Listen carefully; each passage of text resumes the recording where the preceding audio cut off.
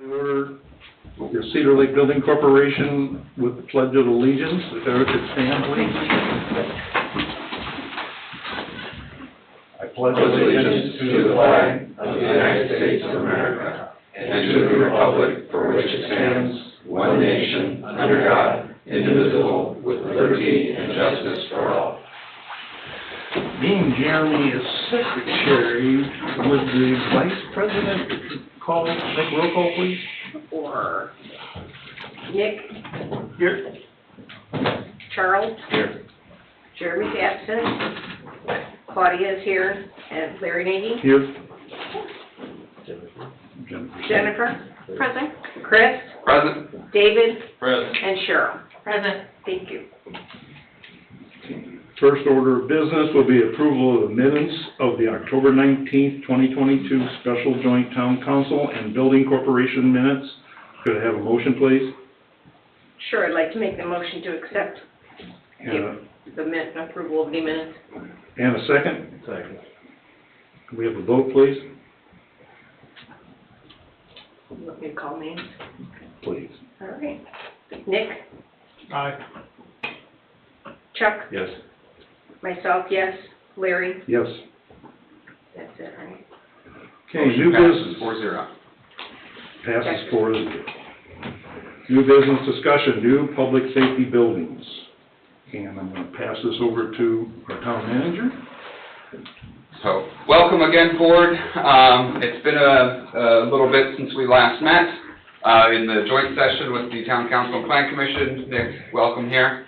To give you an update as to kind of the progress so far, we have a executed BOT agreement with GM Development, who we've been working with them, our architects, K2M, who's been assigned to GM Development now throughout the rest of the project, as well as Core Construction and a plethora of other individuals as we go through the design of the building, the layout of the site, all the engineering that needs to go within, stormwater, water line layouts, things of that nature.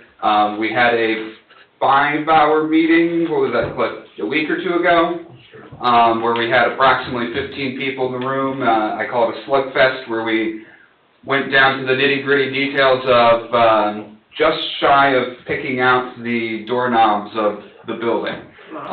So we were going through the details of some of the floor plan layouts.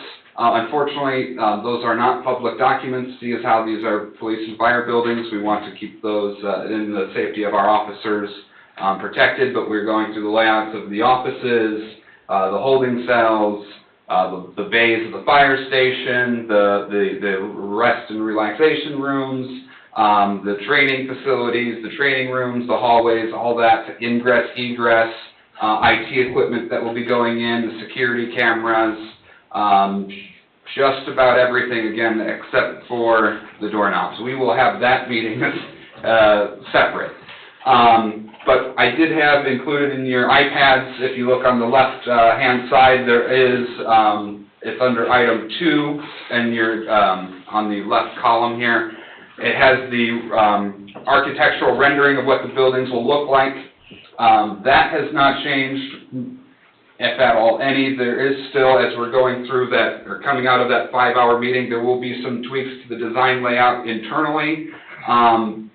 Conceptually looking at potentially expanding the sally port of the police station slightly to allow them to get an additional vehicle in there, and making sure that the building flows appropriately according to how our departments work internally, so that way the building is maximized as best we can. We went into the mechanicals, so we did get a little extra space, since the mechanicals will be orchestrated differently than we initially thought. Going through the site layout, grading and such. But this is what the buildings look like so far. So we have a fire station with 4 bays. The police station there. There is a approximate 10-foot grade change amongst this site from the Moore Street to the back of the police station. So you'll see in the middle here, I'm on, what is this, the last page of that architectural rendering. You'll see there's, in between the 2 buildings, there's a series of, I'm going to call them switchbacks. They're ADA ramps, so that way the ADA ramps can be used to access both buildings, so that way we're not having to do two different ADA accesses. And that also is where we accommodate for the grade change between the two buildings. So the police station will approximately be 6 feet, it will appear 6 feet shorter than the fire station, but it will actually be just 6 feet lower due to the grade change. And then on the back side of those buildings, where you see there's a generator hut at the top middle of that site. That green space there is where we'll also accommodate the grade change in the rear of those two buildings. All of the flat work that you see here will generally be concrete. We want this to last for a very long time, especially on the fire side. These are going to be holding heavy fire equipment, ambulances and such. There is a training tower that will be the northwest corner of the fire station, where they'll be able to train for extractions out of buildings, that kind of thing. I'm not going to try to pretend to be a firefighter. That is not what I've done, but we're setting up these buildings for the future. We are still having some mixed-use rooms within some of these buildings, specifically within the fire station. There will be a training room that will be large enough to accommodate both, either or department or both at the same time, so that way it can be utilized by either department. They'll have to figure out how they schedule it amongst themselves because they do training.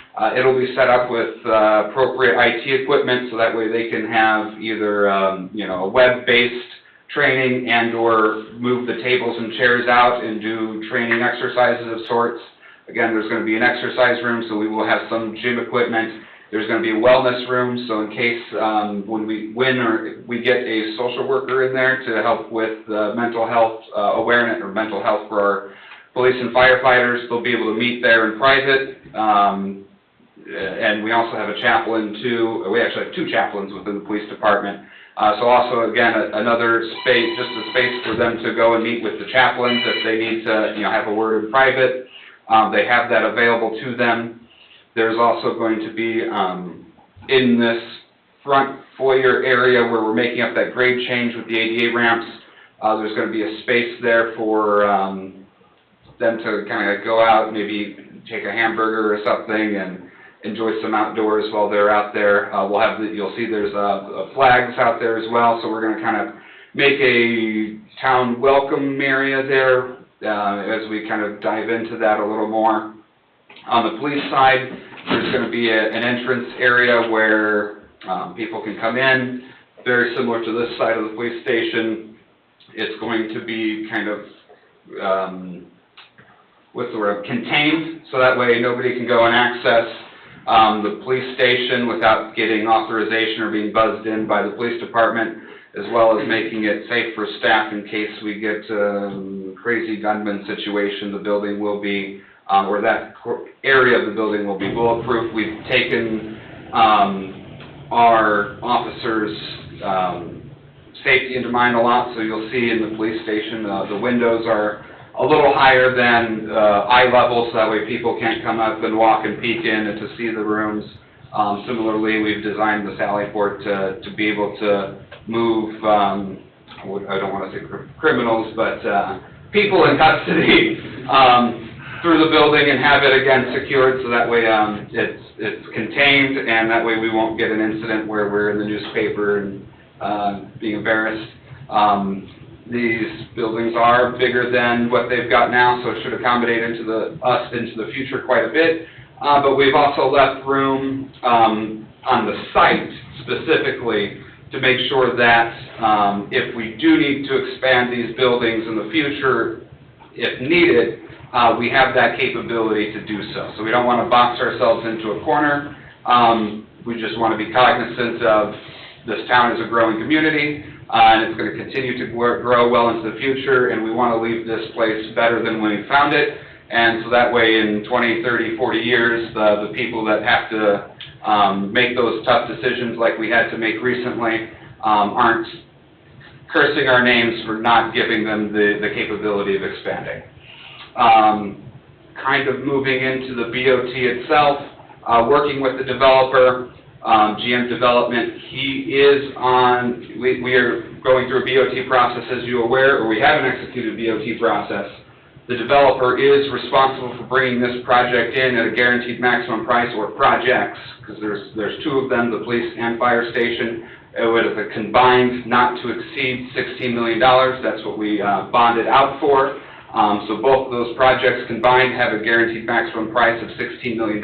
He must bring it in at that price or assume the risk of anything up and above that cost. So we've been designing this building with material supplies in mind, costs in mind. We're not doing this cheaply, but we're also making sure that, specifically with the generator, generators have, I think they said a 24-month lead time, and we want to be cognizant of the cost of that, so we went with a natural gas generator, and we're going to be ordering that shortly because that's ridiculous. We've also had to change the roof line a bit. The initial rendering of the roof line we had a little more architectural flair to it, with more sloping to it and such, so we've decided to kind of keep the slope in general, but to make it even across the board, so that way, again, we eliminate some of the costs of some of the architectural designs that weren't necessarily needed, but we did still keep the feelings of the buildings in there. So if you do have a previous rendering that was shown when we were designing, when we had a programmatic design of this at about 20%, you'll notice it is different than this current rendering at 80%, but this should not change significantly more from this point forward. Again, we're really just into the nuts and bolts of the interior of the building now. The change order process we've got outlined in the BOT agreement. Generally, the way that will go is there is, as outlined in here, and I'll just read it. If there's a change order that's needed, as comes to the awareness of the developer, he's got 10 business days to notify the town. We then have a stipulated time period to review that, either approve, deny, or to go into a mediation of sorts. And then we've got 5 days to give him notice. We do not expect any number of change orders. The town does have a change in here as a change order process for the town too. If we see we want to make a change order on this project, the town can notify the developer. The developer has the same stipulated time period and response time as the town does. So we've made it generally fair and equal to both parties. But again, we do have a limited budget to operate within, so we do not expect to do any change orders, especially from the town side, unless the cost of construction materials plummets substantially, and there becomes a massive gain within the project due to the fall of construction materials. Then maybe we can start considering change orders from the town side, but at this time, that's not looking likely. And then as far as approval of expenditures, the developer, GM Development, will submit the bills, the bills to be paid to the town, and it will go through a review process of our project manager, which is Veritas Group, that the town has on retainer. Veritas Group will then review those expenditures, give their sign-off, or go to the developer and say this is not accurate or according to the agreement. After Veritas Group gives their approval, it then goes to the town utility billing specialist, Sue Hayes, who was previously the town's financial advisor, and she's an auditor in their background. She will then give a review of that. And then once she has approved it, it then comes to the town council for their ultimate approval. So there are multiple checks and balances within this process to make sure that the expenditures on this project or projects are appropriate and accurate, so that way we're getting the best product that we can get. And likewise for the developer, to make sure that this project is coming in on budget. The town has already gone through that process once. On our last town council meeting, there was a series of expenditures that was recently paid out for the architectural design work that has been done so far. And I think, We also paid expenses for the financing, out of the financing closing. correct. So there's a net in addition to what Chris just indicated occurred last public meeting of the town council where they approved the claims. You want to explain the And drainage? it will roll forward like that every month I don't think so, hereafter. unless you really wanted explained. It's engineering design at that point. It goes north and then heads west and... Briefly, the drainage of the site will, as most everything on this particular location, goes into the giant 800-acre detention pond. We'll have a 24-inch pipe there'll be a series of collection spots within the site, manholes that the water will drain into. It will then go to a 24-inch pipe that will run parallel with the parking lot out there, and then will hit the town's stormwater basin that our Director of Operations had created for us a few years ago, and then we'll hit the existing town stormwater infrastructure, which will then drain into the lake. We are also going through a process of exploring a reconstruction of Constitution Avenue to be submitted as a Community Crossroads Matching Grant project, where we will add curb and sidewalk where there's not sidewalk, and storm drain into that section of the road, or to that road, so then we can collect more from the frontage and from the existing houses on the south side of that. And that pipe will also be upsized to accommodate any sheet flowing off of this site and future development. We want to prepare this entire town complex to handle as much storm drainage as we can, because it is a large site, and we do want to make sure that we're putting in appropriate or even larger infrastructure where we can, so that way we don't have to, in the future, come back, rip it out, and replace it with something that's appropriate at that time. Chris, can you give the board an outline of the schedule, timetable? I apologize for skipping over that.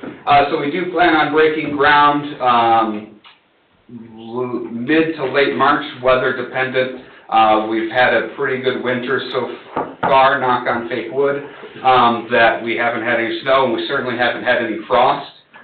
So the ground is pretty soft.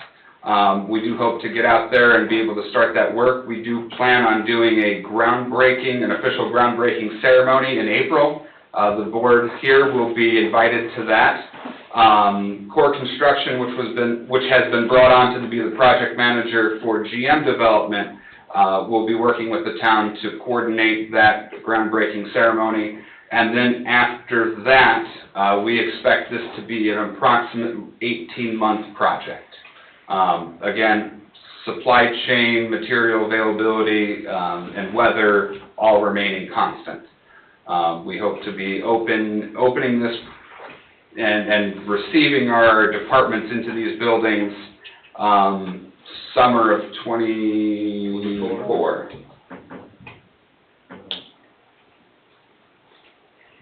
It's been asked, where are the funds? There is a number of funds within the town that we have currently, and then the remaining funds are held by Regions Bank, who will then do the remaining disbursements once the town funds have been expended. Regions Bank was the bank that provided the lowest interest rate to the town when we solicited, I believe it was approximately 20 banks for the bond that we issued, or bonds that we issued, because it was both an A and a B bond, and it's now with them. What is that interest rate? 3.9%. 3.9? That sounds great. It was really great for the time. Yeah. It still remains a great interest rate at this time, too. Yeah. Anybody got any questions, Chuck? No questions. Fine job, Chris. No question. No questions? No. Okay, there's no other questions. Fine job. Answered a lot of stuff. Thank you. Mr. Austin, have you got anything to add? You covered it all. He did knock it out of the park, didn't he? A to Z, you got it. No further questions from the board or information. Is there any public comment? Do we have any public comment? No public comment being made. Could I have a motion for adjournment? I make a motion. I second that motion. Motion by Mr. Cowder to adjourn, seconded by Claudia Carlson, and we would like to have a vote, please. Nick, Yes. Chuck, myself, Larry. Yes. So at this particular time, with 4-0 vote to adjourn, we are adjourned.